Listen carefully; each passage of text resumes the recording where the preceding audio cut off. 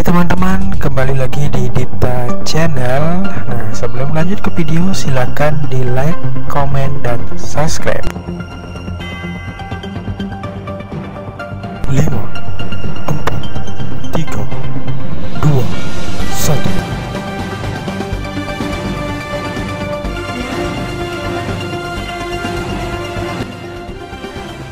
Kali ini kita akan mempelajari ataupun membahas tentang materi sejarah Indonesia, di mana cara berpikir diakronik dan sinkronik dalam karya sejarah. Diakronis atau kronologis, di sini salah satu konsep berpikir sejarah adalah diakronik. Nah, diakronik tersebut berasal dari bahasa Latin yaitu dia yang artinya melalui dan horonik yang berarti waktu. Nah, jadi di sini diakronik tersebut dapat diartikan suatu peristiwa yang berhubungan dengan peristiwa-peristiwa sebelumnya dan tidak berdiri sendiri atau terjadi secara tiba-tiba. Nah, konsep diakronik di sini dalam sejarah berarti meneliti gejala-gejala yang memanjang dalam waktu, tetapi dalam ruang terbatas. Nah, di sini ada beberapa contoh diakronis, di mana salah satu contohnya adalah perkembangan Syarikat Islam di Solo pada tahun 1911 sampai dengan 1920. Kemudian contoh yang kedua, di sini terjadinya perang di Ponorogo jadi pada tahun 1925 sampai dengan 1930. Kemudian revolusi fisik di Indonesia pada tahun 1945 sampai dengan 1949. Kemudian contoh kronologis reformasi pada tahun 1998, di mana pada tanggal 5 Maret 1998 peristiwa 20 mahasiswa Universitas Indonesia mendatangi gedung DPR atau MPR untuk menyatakan penolakan terhadap pidato pertanggungjawaban Presiden yang disampaikan pada sidang umum MPR dan menyerahkan agenda reformasi nasional. Yang kedua ada sinkronik atau ilmu sejarah.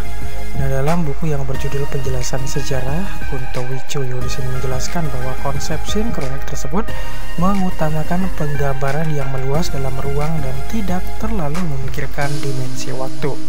Nah, model sinkronik di sini sering digunakan dalam ilmu sosial seperti sosiologi, politik, ekonomi, agama, dan antropologi. Nah, di mana contohnya di sini dalam metode sinkronik, di sini pendekatan sinkronik untuk menggambarkan keadaan ekonomi di Indonesia pada suatu waktu tertentu, menganalisis struktur dan fungsi ekonomi hanya pada keadaan tertentu dan pada di saat itu juga.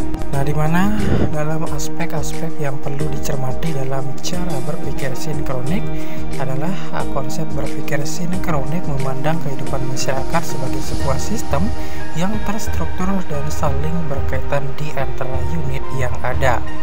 Kemudian menguraikan kehidupan masyarakat secara deskriptif dengan menjelaskan bagian per bagian.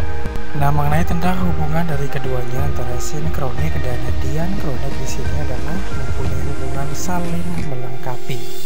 Nah, di mana pada pembahasan secara diakronik di sini memberikan pemahaman yang dinamis terhadap kehidupan sosial yang terus bergerak, berproses, dan bertransformasi. Adapun pemahaman secara sinkronik yaitu memberikan pemahaman secara meluas. Kemudian penggabungan cara berpikir sinkronik dan diakronik di sini dapat menghasilkan pemahaman bukan hanya tentang apa yang terjadi, melainkan juga mengapa suatu itu bisa terjadi, dan tidak hanya menjelaskan keterkaitan antara bagian, tetapi juga urutan kronologis dan dinamis dalam kurun waktu tertentu. Kemudian mengenai tentang konsep ruang dan waktu dalam sejarah, di sini dapat dikategorikan ada dua, yaitu di mana ruang dan waktu. Jadi ruang tersebut yang mempunyai arti tempat, sedangkan waktu tersebut berarti tolak ukur. Nah, di mana ruang atau tempat tersebut dapat diartikan sebagai dimensi atau daerah serta lokasi peristiwa sejarah itu terjadi. Kemudian waktu atau tolak ukur di mana mempunyai dua sisi, yaitu bersifat kronologis dan bersifat periodisasi.